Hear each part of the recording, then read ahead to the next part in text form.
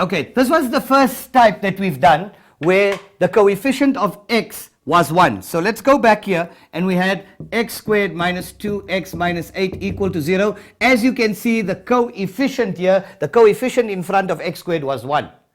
What happens when you have another coefficient? When you have a coefficient greater than 1, how then do you then factorize and find your perfect factors? Let's get started.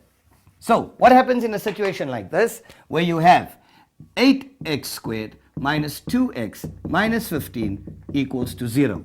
Now there are many different ways in which your teachers or your tutors show you how it's done. I'm going to show you my method. You like my method? Use it. You don't like it? Whatever floats your boat. So let's get started. I use a method what we call, and don't laugh, it's called snotkop. Now we all know, for our international viewers, this is a very typical South African word, a snotkop. Now you might be asking, what is a snotkop? A snotkop is a little boy that runs at school. You know that little one that you always had in school who's always crying and nose is always leaking and licking his lips. You might ask, what has that got to do with mathematics? So let's go and let's draw his face. There's Mr. Snotkop. You've got his eyes, you've got his nose, oops, you've got his nose, and you've got his mouth. All right, let's put a big smiling, okay, a sad face there. That's Mr. Snotkop. Now he's always crying and his nose is always leaking.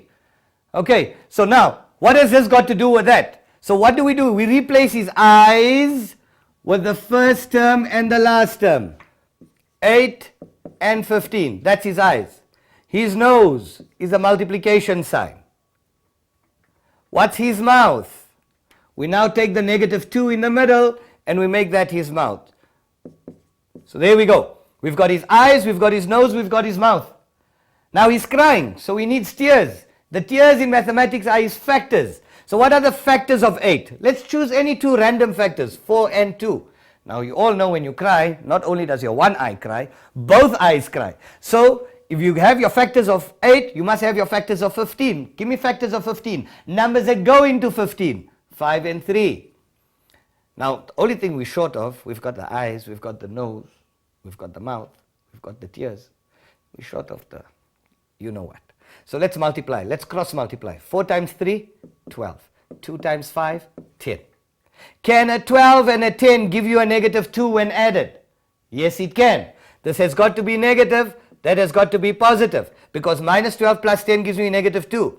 And you must multiply the signs out. Negative times positive is a negative. And what's your last sign? Negative. So, there we go. Perfect factors. So we've got 4 and 5, 2 and 3. Right? Your first two, first bracket. Second two, second bracket. I'll do another one. We're going to do another 1 or 2 examples of this to make sure that you understand. So let's go. First bracket, second bracket equal to 0. What's my first bracket? 4 and 5. 4 and 5. What's my second bracket? 2 and 3. We need x squared, so we put x and x. Now which bracket gets the positive? Which bracket gets the negative? You can't tata my chance. You can't just suck thumb and say, okay, this one will be positive, that one will be negative. No, you can't. Let's multiply these two out. You start from the two next to each other. 5 times 2 is 10. What do I need? Plus 10. Put a plus.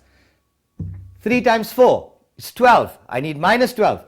I put a minus. And there we go, fully factorized, boys and girls. You now can take your two factors equated to 0. So we say 4x plus 5 equals to 0, or 2x minus 3 equals to 0. Solve for x. Solve for x now. 4x is equal to negative 5. Divide by 4, divide by 4. X is equal to minus 5 over 4. Or 2x is equal to positive 3. X is equal to divide by 2, 3 over 2. There we go. That is the system in which we use to get our factors. Just a quick recap.